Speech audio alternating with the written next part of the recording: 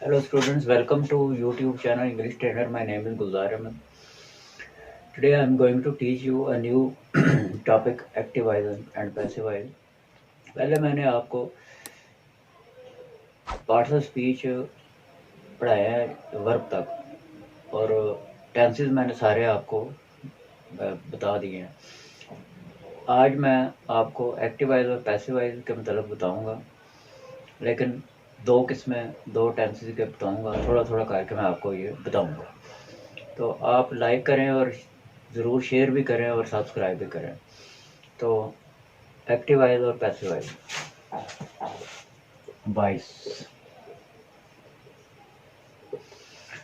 Voice इसमें एक आप तरीका समझ लें कि एक होता सब्जेक्ट, एक होता वर्ब और एक होता ऑब्जेक्ट। इन तीन चीज़ों को आपने ज़हन में रखना है, सब्जेक्ट, वर्ब और ऑब्जेक्ट। जब ये आएंगे तो ये एक्टिव वॉइस होगा, और जब ये ऐसे हो जाएगा यानी कि ये ऑब्जेक्ट इधर आ जाएगा और सब्जेक्ट इधर आ जाएगा और वर्ब इधर आएगा। तो यहाँ पर ऑब्जेक्ट जब आएगा वो सब्जेक्ट की जगह आएगा और सब्जेक्ट जो है वो ऑब्जेक्ट की जगह आएगा, इस तरह। तो हमेशा याद रखें कि वर्ब की हमेशा थर्ड फॉर्म लगती है, पैसिव वॉइस में हमेशा वर्ब की थर्ड फॉर्म लगती है। ये आपने ज़हन में ये चीज़ बिठा लेनी है कि पैसिव वॉइस हमेशा वर्ब की थर्ड फॉर्म लगती, तीसरी फॉर्म लगती पैसिव वॉइस में, हर टेंस की। तो ये ज़रा देखें, मैं आपको कुछ बेसिक चीज़ें पहले बताता हूँ, उसके बाद मैं फिर शुरू करता हूँ। ये देखें, एक होती है बी फॉर्म। तो बी फॉर्म में आ जाता है इज, आ जाता है एम, आ जाता है आर, आ जाता है वाज, आ जाता है वर, आ जाता है और बी आ जाता है और बीइंग आ जाता है और बीन आ जाता है। तो ये पैसिव वॉइस के हेल्पिंग वर्ब है। ये ज़रा ज़हन में रखें, बी फॉर्म में इज आ जाता है, एम आ जाता है, आर आ जाता है, वाज आ जाता है, वर आ जाता है, बी आ जाता है, बीइंग आ जाता है और बीन आ जाता है। तो ये प्रेजेंट टेंस के हैं और ये पास्ट टेंस के हैं, और ये बी जो है ये मॉडल ऑक्सिलरी के हैं, और बीइंग जो है ना ये कंटिन्यूअस के हैं, और बीन जो है ना ये परफेक्ट के टेंस के हैं। तो अब देखें, इन चीज़ों को आपने ज़हन में रखना है। और जो बी है ये इम्पेरेटिव वगैरह में आ जाते हैं। तो ये बीइंग जो है ना ये परफेक्ट में आ जाते हैं, और बीइंग जो है ना ये कंटिन्यूअस में आ जाते हैं। बस आप इन चीज़ों को ज़हन में रखें। अब मैं आपको बताता हूँ। स्टूडेंट, सबसे पहले मैं प्रेजेंट डेफिनेट टेंस का कोई फिक्र लिखता हूँ, तो आपने वो चीज़ें ज़हन में रखनी है। ही हेल्प्स, देख लें फार्मूला वही है, ही सब्जेक्ट है, हेल्प्स वर्ब है और मी ऑब्जेक्ट है। अब ये ऐसे हो जाएगा, ये जो ऑब्जेक्ट है वो बाहर आ, ये डूअर है, ये कौन है, ये डूअर है, और ये कौन है जिसके ऊपर काम हो रहा है, ये ऑब्जेक्ट है। तो ये डूअर जब इधर आ जाएगा तो वो डूअर ही रहेगा, और जो ऑब्जेक्ट है ना वो फिर नॉन डूअर हो जाएगा। जैसे ये मी को आप बाहर निकाल लें, बाकी चीज़ें वही रहेगी, बस वर्ब का फर्क पड़ेगा, वर्ब की थर्ड फॉर्म लगनी है। तो आई के साथ क्या लगेगा, बी फॉर्म में एम, तो आई एम। अब वर्ब की थर्ड फॉर्म लगनी है, आई एम हेल्प्ड बाई, अपने पास लगाना, बी वाई बाई हिम। तो देख लें, ये ऑब्जेक्ट के नीचे ऑब्जेक्ट क्या है, लेकिन ये डूअर है, ये डूअर है और ये non doer. I am helped यानी कि मुझ पर मेरी मदद की जाती है, मैं अपनी मदद नहीं कर रहा बल्कि मुझ पर काम हो रहा है। तो मैं यहाँ पर ये क्या है, ये नॉन डूअर है और ये डूअर है, लेकिन वो केस के लिहाज से वो ऑब्जेक्ट के नीचे ऑब्जेक्ट ही आएगा और सब्जेक्ट के नीचे सब्जेक्ट ही आएगा, लेकिन ये नॉन डूअर है और ये डूअर है। ठीक है। अच्छा, उसके बाद देखें, they play a match, they play a match. तो ये देख लें, सब्जेक्ट है, ये वर्ब है और ये ऑब्जेक्ट है। तो इसको मैच को, ऑब्जेक्ट को बाहर निकाल लेते। अब मैच, मैच सिंगुलर है ना, तो आई के साथ एम लगता है, मैच के बाद इज लगेगा, वो बी फॉर्म। तो मैच इज प्लेड, प्लेड। अब बाई दम ये प्लूरल के साथ आमतौर पर नहीं लगता, बाई दम यानी वी के साथ या दे के साथ या फिर वन के साथ या एवरी वन के साथ या ऑल के साथ ये बाई ये नहीं लगता, यानी कि प्लूरल जो है ना बाई में नहीं आते बाई के बाद नहीं आते। एक और देखें, शी कुक्स वेजिटेबल्स, वेजिटेबल्स। तो वेजिटेबल्स ये ऑब्जेक्ट है, ये सब्जेक्ट है और ये वर्ब। अब इनको वेजिटेबल्स को आपने ये ऑब्जेक्ट को बाहर निकालना है। तो वेजिटेबल्स आर, क्योंकि ये ज़्यादा प्लूरल है, vegetables are cooked, cooked by her. ये ज़रा देख लें, आपको इसकी अगर समझ आ गई है तो ठीक है। एक और देखें स्टूडेंट्स, अगर आ जाए हु आ जाए, तो who helps, who helps you.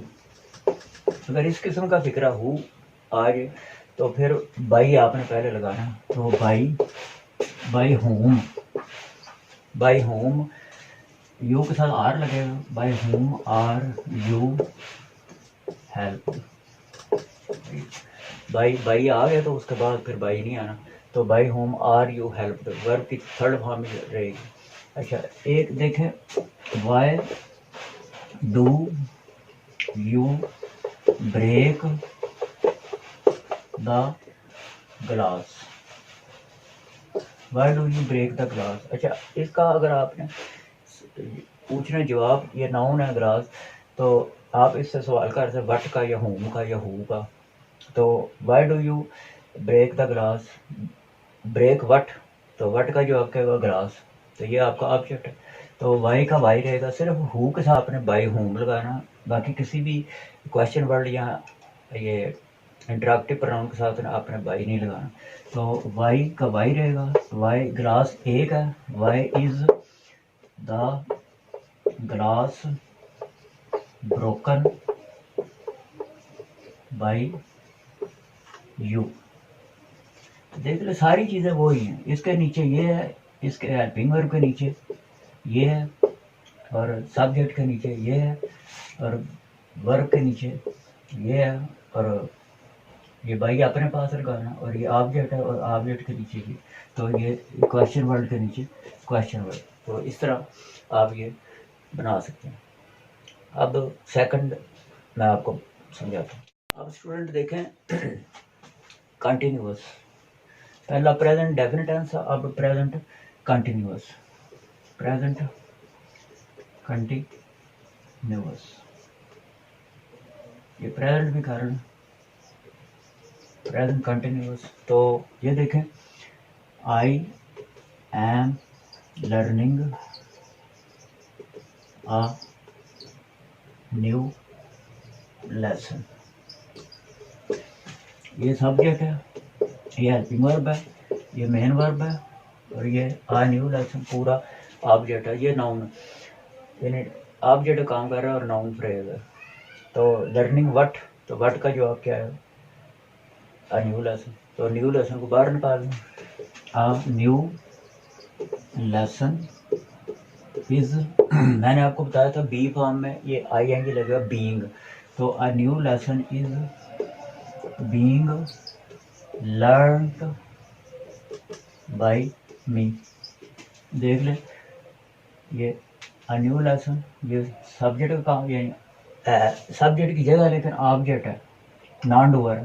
तो न्यू लेसन एक है, इसलिए ये हेल्पिंग वर्ब है, और ये बीइंग ये पार्टिसिपल फॉर्म है, और ये थर्ड फॉर्म है, और बाई अपने पास लगाना, और ये ऑब्जेक्ट है लेकिन सब्जेक्ट का काम कर रहा है, डूअर का काम कर रहा है।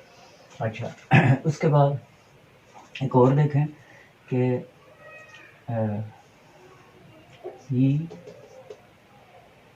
is guiding me, he is guiding me। तो मी ऑब्जेक्ट, ये सब्जेक्ट है, ये हेल्पिंग वर्ब है, ये मेन वर्ब है, और ये मी क्या ऑब्जेक्ट है। तो इसको आप बाहर निकालेंगे तो ये रहेगा ऑब्जेक्ट, लेकिन सब्जेक्ट की जगह आएगा। तो आई के साथ एम लगता है, आई एम, ये I N G B form की being participle, I am being guided by him.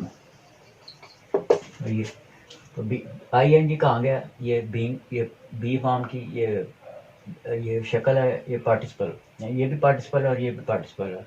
मैंने आपको बताया था बी में इज, एम, आर, वाज, वर, और बीइंग और बी और बिन, ये बी फॉर्म की ये इसमें ये कंटिन्यूअस में ही आता है बीइंग।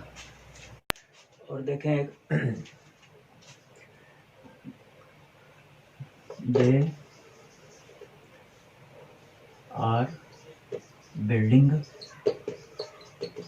अ हाउस,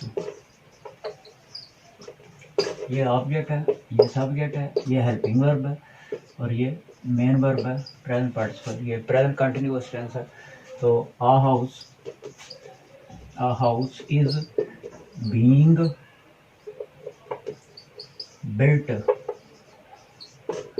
ये थर्ड फॉर्म है बिल्ट, तो बाई देम, प्लूरल नहीं लगता बाई के बाद। तो अगर आज के who is cheating you, who cheating you, ये हु यहाँ पर सब्जेक्ट काम कर रहा है। तो इसको आप अगर आपने ऑब्जेक्ट बनाना है तो बाई पहले लगाना पड़ेगा। तो बाई होम, यू के साथ आर लगता है, are by whom are you being cheated. तो पैसिव वॉइस हमेशा वर्ब की third form. How are you solving the problem, how are you solving the problem. तो इसका क्या, हाउ का हाउ ही रहेगा, सिर्फ हु के साथ आपने बाई लगाना पहले। तो हाउ, प्रॉब्लम एक है, ये ऑब्जेक्ट है, ये सब्जेक्ट है, ये मेन वर्ब है, और ये हेल्पिंग वर्ब है, और ये इंटरैक्टिव प्रोनाउन है, क्वेश्चन वर्ड भी इसको कहते हैं। हाउ इज, क्योंकि प्रॉब्लम एक है इसलिए how is the problem being solved by you. तो how is the problem being solved by you. तो आज मैंने आपको ये दो टेंसेस बताए हैं, एक्टिव वॉइस से पैसिव बनाना, प्रेजेंट डेफिनेट टेंस और प्रेजेंट कंटिन्यूअस। तो एक बात ज़हन में रखें हमेशा कि पैसिव वॉइस हमेशा वर्ब की थर्ड फॉर्म लगती है, whatever the tense may be. तो इस बात को आपने ज़हन में रखना है। अक्सर हम फिक्रे पैसिव वॉइस में बोल जाते हैं और हमें बोलने पड़ते हैं, क्योंकि बाद फिक्रे एक्टिव वॉइस में नहीं होते बल्कि वो पैसिव वॉइस में होते हैं। तो ये आपकी बोलचाल में इजाफा होगा और आप फ्लुएंट हो जाएंगे, क्योंकि बाद फिक्रे जो है ना वो होते ही पैसिव वॉइस में। जैसे मुझे बुलाया जा रहा है, आई एम बीइंग कॉल्ड, मुझे दावत दी जा रही है, आई एम बीइंग इनवाइटेड, मुझे तंग किया जाता है, आई एम डिस्टर्ब्ड, मुझे बुलाया जा रहा है, आई एम बीइंग कॉल्ड। तो इस किस्म के फिक्रे जो है आपने अपने ज़हन में रखने हैं, पैसिव वॉइस जो है ना ये ज़रूरी है। तो उम्मीद है कि आपको समझ आ गई होगी या आ रही होगी। अगर नहीं आ रही तो मुझे ज़रूर बताएं और सब्सक्राइब ज़रूर करें और शेयर भी करें। Good luck.